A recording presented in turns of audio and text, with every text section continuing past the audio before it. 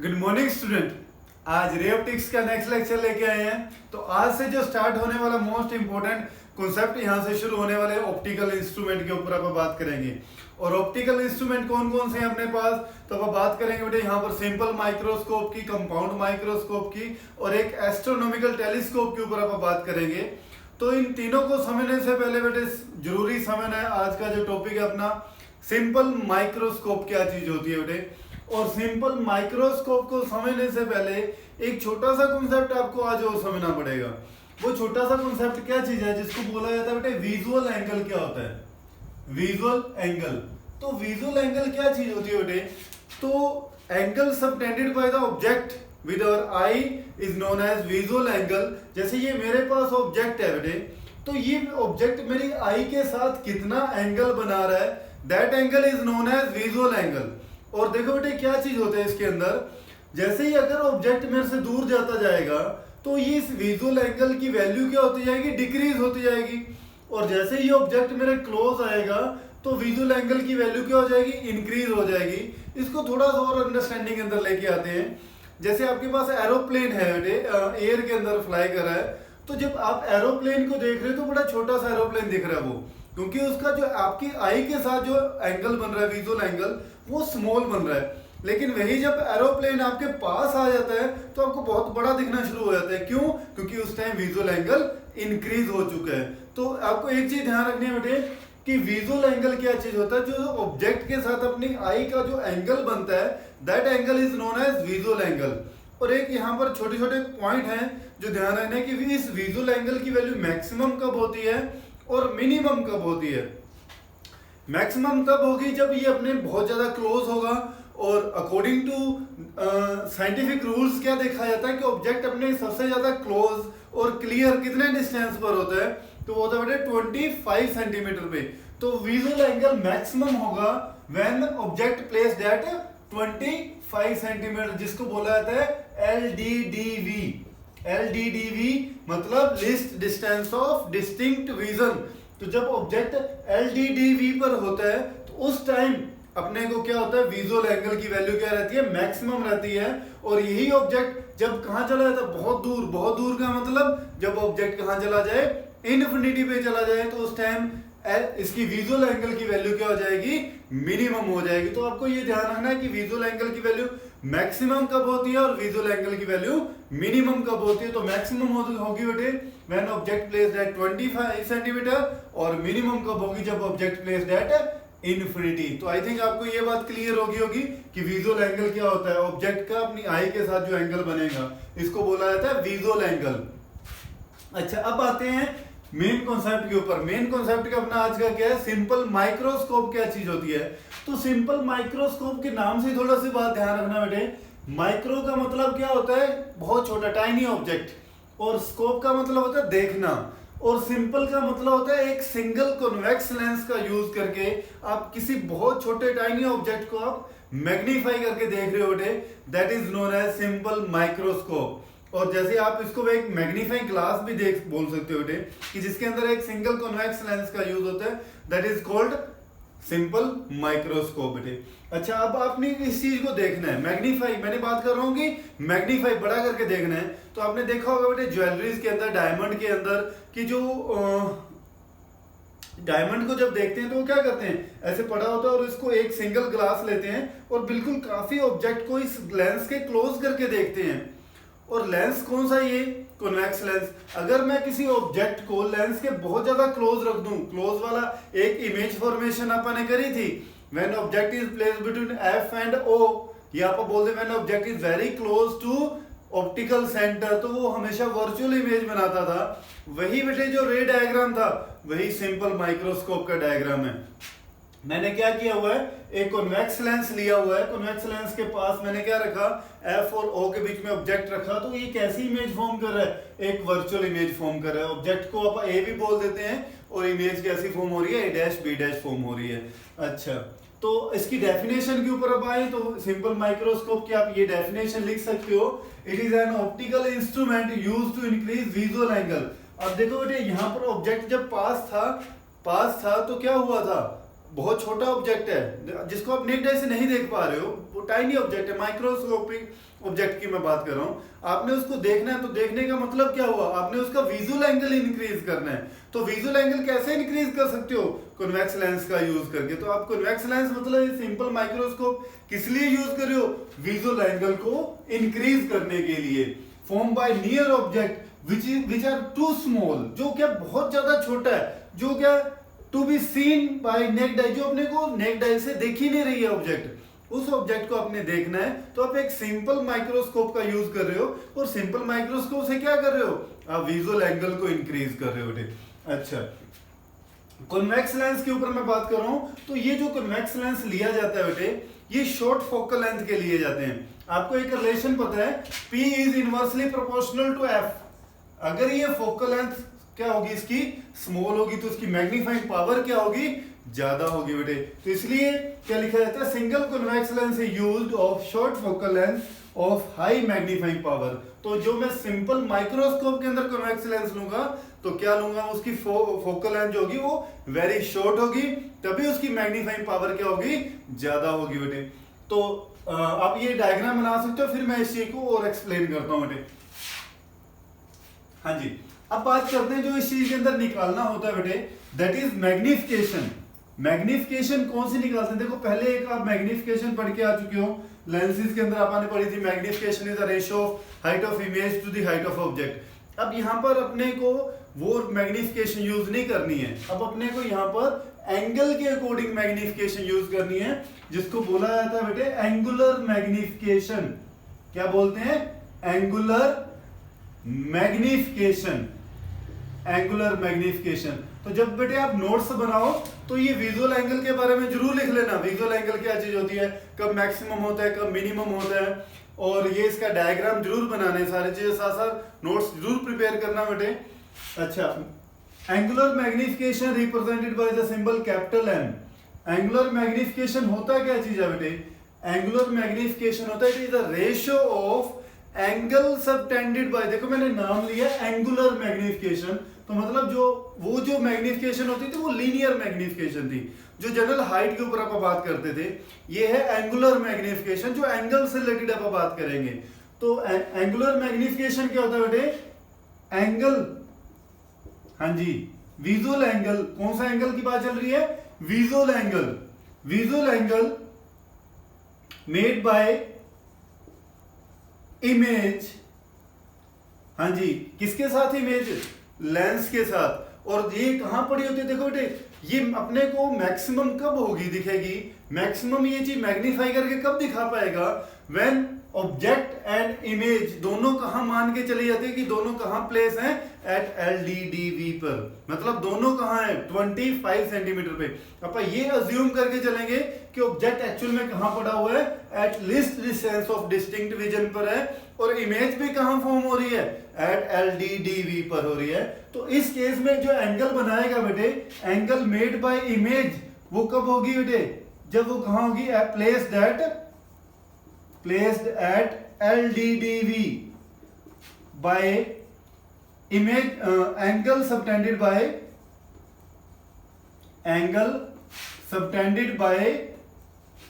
object when it placed at LDDV, when it placed at LDDV। ये लिख लेना बेटे अच्छे से। दोनों के केस में क्या मान के चलते हैं, मैग्निफिकेशन। देखो हर अलग अलग माइक्रोस्कोप के लिए इनकी अलग अलग डेफिनेशन आपको मिलेगी इसकी। तो अब सिंपल माइक्रोस्कोप के लिए आप इसकी डेफिनेशन क्या लेके चलेंगे बेटे, मैग्निफिकेशन क्या है, एंगल सबटेंडेड बाय इमेज। ये जो इमेज जो लेंस के साथ एंगल बना रही है, और ये कहां पड़ी हुई है, एट LDDV पे इमेज फॉर्म हो रही है, bye angle subtended by object. ये जो ऑब्जेक्ट है ये कहां मान के चलेंगे, when it placed at LDDV, जब ये दोनों कहां पड़े हों, LDDV, उस टाइम अपने को जो मैग्निफिकेशन मिलेगी, that is called linear magnification. अच्छा, अब इनको क्या बोलते हैं, रिप्रेजेंट कैसे करेंगे, तो एंगल सबटेंडेड बाय जो इमेज जो एंगल सबटेंड करती है उसको बीटा के साथ रिप्रेजेंट किया जाता है, और एंगल सबटेंडेड बाय ऑब्जेक्ट जो होता है उसको रिप्रेजेंट किया जाता है अल्फा के साथ। तो यहां पर अगर मैं इस एंगल्स को शो करूं, तो ये जो इमेज है ये इसके साथ जो एंगल बना रही है दैट इज एंगल बीटा। अच्छा, अब ये जो ऑब्जेक्ट है ये मैं कहां मान के चल रहा हूं कि वो कहां पड़ा हुआ है at L D D V, मतलब वो ए बी जो ऑब्जेक्ट है वो यहां पड़ा हुआ है बेटे। इसको मान लेते हैं ए बी को नाम दे देता हूं मैं, पी का नाम दे देता हूं, P B dash is approximately equal to A B. तो ये कहां पड़ा हुआ है, P B dash is equal to A B. अच्छा, अब ये जो एंगल बनाएगा इसके साथ, तो ये एंगल कौन सा होगा बेटे, अल्फा एंगल होगा। इसको मैं थोड़ा सा अलग से बना देता हूं, इस वे के अंदर इस एंगल को आप बना देते हैं। हाँ जी, तो ये ए बी पी की लिखने की बजाय मैं यहाँ पर ए ही लिख देता हूं। इस एंगल जो ये है ना पी बी डैश, इसको मैं यहाँ पे बना रहा हूं, इसको भी मैं ए बी, क्योंकि P B dash is equal to A B, तो ये ए बी और ये ओ है, और ये जो एंगल बन रहा है वो अल्फा बन रहा है बेटे। और ये डिस्टेंस कितना है at L D D V, D की वैल्यू कितनी होती है 25 सेंटीमीटर। अच्छा, अब रे ऑप्टिक्स के अंदर मैंने आपको एक चीज समझाई थी बेटे, क्योंकि ये जितनी भी रेज आप लेते हैं पैरेक्सियल रेज होती हैं, पैरेक्सियल रेज हमेशा स्मॉल एंगल बनाती हैं, तो अल्फा और बीटा क्या बनेंगे, वेरी स्मॉल एंगल होंगे। और अगर ये वेरी स्मॉल एंगल है तो beta is approximately equal to 10 beta and alpha is approximately equal to 10 alpha. यहां पर लिख देंगे अपन, if beta and alpha are very small angle, are very small angle, तो उस केस के अंदर क्या होगा बेटे, beta is approximately equal to 10 beta, और 10 बीटा की अगर मैं वैल्यू निकालूं तो 10 बीटा की वैल्यू क्या होगी बेटे। अच्छा, एक चीज यहां पर बच्चे और कंफ्यूज रहते हैं बेटे, कि जब वो 10 बीटा की वैल्यू निकालते हैं तो 10 बीटा क्या था, angle subtended bye image, angle subtended bye image, इसको बीटा बोलते हैं। तो आप ए डैश बी डैश, क्योंकि 10 बीटा निकालना, 10 बीटा क्या था, परपेंडिकुलर बाय बेस, तो आप क्या ले सकते हो, A dash B dash by B dash O, ये भी आप ले सकते हो। लेकिन थोड़ा सा कैलकुलेशन को इजी करने के लिए आप इस छोटी ट्रायंगल को लेके चलते हैं, क्योंकि छोटी ट्रायंगल से भी ए बी ओ, छोटी ट्रायंगल कौन सी है, ए बी ओ से भी एंगल जो बन रहा है वो सेम ही बन रहा है। तो इसलिए इस कैलकुलेशन को इजी करने के लिए आप इस ट्रायंगल को ले सकते हो बेटे, आप ए बी ओ को। तो यहां से 10 बीटा की अगर मैं इस ट्रायंगल से ए बी ओ से निकालूं तो परपेंडिकुलर क्या होगा बेटे, ए बी बाय बेस क्या चीज है बेटे, बी ओ। हाँ जी, तो ये 10 बीटा की वैल्यू निकल गई बेटे। अच्छा, अपने को और किसकी वैल्यू निकालनी है, अल्फा की वैल्यू निकालनी है। तो अल्फा के लिए अपने पास फॉर्मूला क्या बनेगा, A B by B O, मतलब कौन सा बी ओ, मतलब ये B dash O. A B क्या चीज है बेटे, ए बी डैश, ठीक है बेटे। तो यहां से 10 अल्फा की आप वैल्यू निकाल सकते हो। तो चलो यहां लिख रहा हूं मैं, alpha is approximately equal to 10 alpha, और 10 अल्फा की वैल्यू क्या रहेगी, हाँ जी, ए बी डैश, या इसको मैं A B dash is approximately equal to A B, तो इसको मैं ए बी लिख सकता हूं, ठीक है। तो क्या लिख दूं बेटे, मैं इसको ए बी लिख दूं, हाँ जी, अपॉन, हाँ जी, क्या रहेगा बेटे, ए ऑब्जेक्ट कहां पड़ा हुआ है, list distance of distinct vision पे। तो अपने पास क्या आ गया, मैं थोड़ा सा फिर से बता रहा हूं, कंफ्यूज मत होना बेटे। ऑब्जेक्ट को मान के चल रहा हूं वो कहां पड़ा हुआ है, at least distance of distinct vision पर।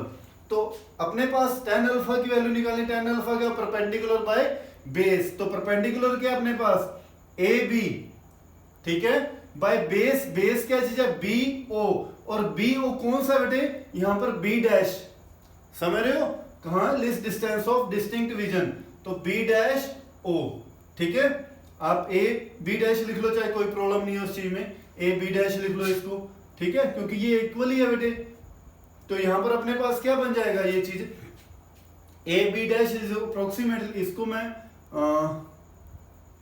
पी लिख लो यार, ज्यादा कंफ्यूज हो रहे हो तो, ठीक है, इसको कंफ्यूज मत होना बेटे आप, बस कहने की बात है कि पी बी डैश लिख रहा हूं क्योंकि P B dash approximately equal to A B है, ठीक है, तो कंफ्यूज मत होना बेटे।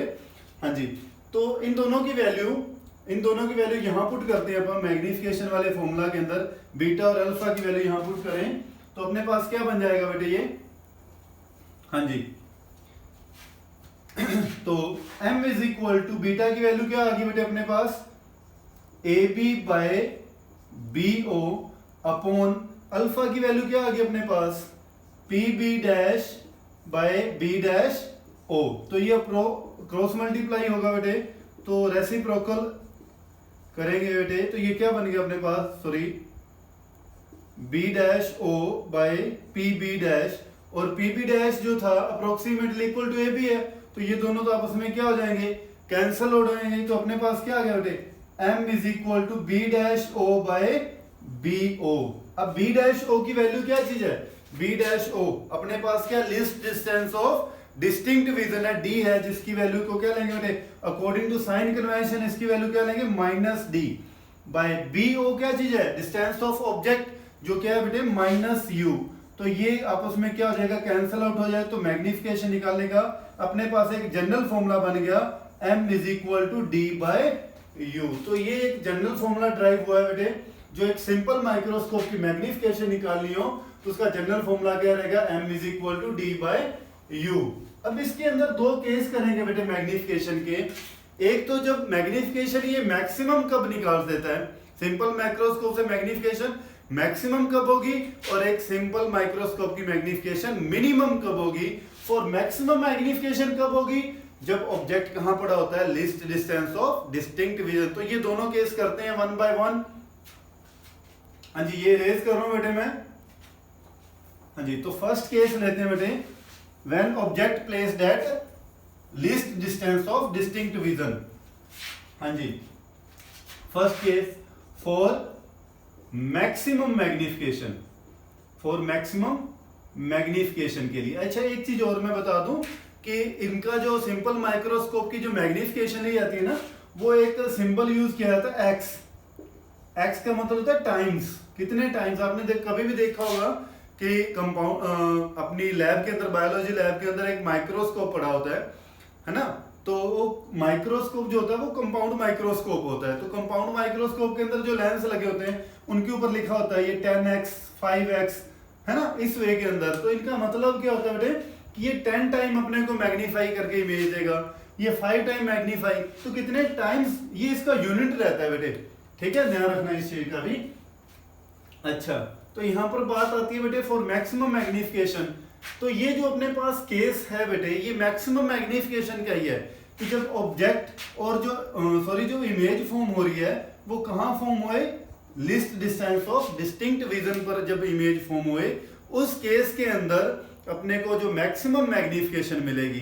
तो मैक्सिमम मैग्निफिकेशन कैसे निकालेंगे, by using thin lens formula. अपने पास क्या था बेटे, बाय यूजिंग लेंस फॉर्मूला, हाँ जी, क्या था, 1/f is equal to 1/v minus 1/u। हाँ जी, तो दोनों तरफ बेटे क्या करते हैं, v की वैल्यू अपने पास यहाँ पर क्या है, 1, v की वैल्यू क्या है बेटे, d को क्या लेंगे, minus D, according to sign convention, minus 1/u। u क्या है बेटे, ऑलरेडी नेगेटिव लेते हैं u की वैल्यू, तो ये क्या होगी, माइनस u, तो माइनस माइनस ये क्या हो जाएगा बेटे, प्लस, ठीक है। Multiply both side by multiply both side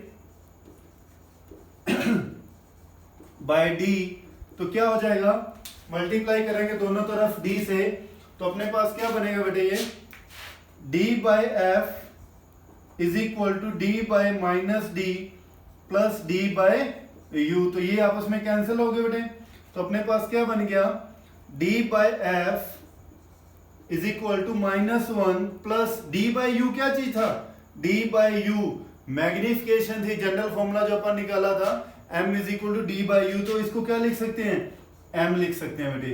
तो अपने पास मैग्निफिकेशन निकालने का फॉर्मूला क्या बन गया, 1 प्लस d/f। तो ये जो फॉर्मूला आया, ये मैक्सिमम मैग्निफिकेशन का फॉर्मूला आ गया जब ऑब्जेक्ट कहां पड़ा हुआ बेटे, एट LDDV पे, और इमेज भी कहां फॉर्म हो रही है, एट LDDV पे।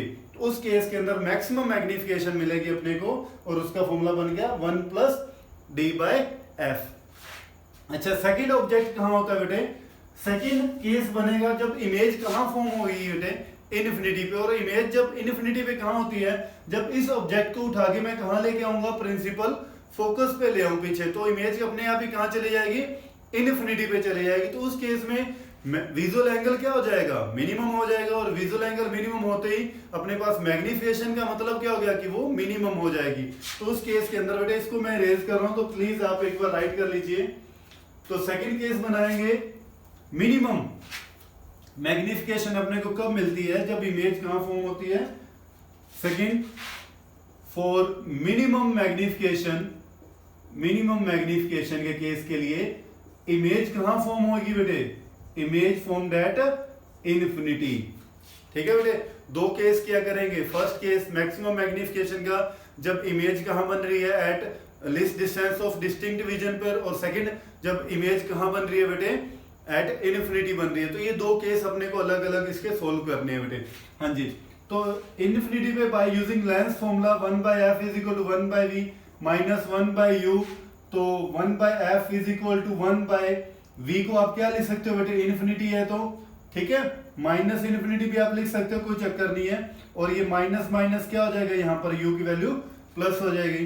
तो multiply both side by d, multiply both side by d, तो क्या बन जाएगा अपने पास, ये d/f = ये तो 1/∞ 0 हो गया, तो ये क्या हो जाएगा d/u। तो d/u क्या चीज होता है बेटे, मैग्निफिकेशन। तो m = क्या आ गया d/f। तो ये अपने पास थर्ड फॉर्मूला ड्राइव हो गया, जब ऑब्जेक्ट क्या हो रहा है, सॉरी इमेज कहां फॉर्म हो रही है, इन्फिनिटी पर, तो मैक्स जो मैग्निफिकेशन मिल रही है वो मिनिमम मिल रही है। तो अपन ने आज 3 फॉर्मूला ड्राइव किए बेटे मैग्निफिकेशन के।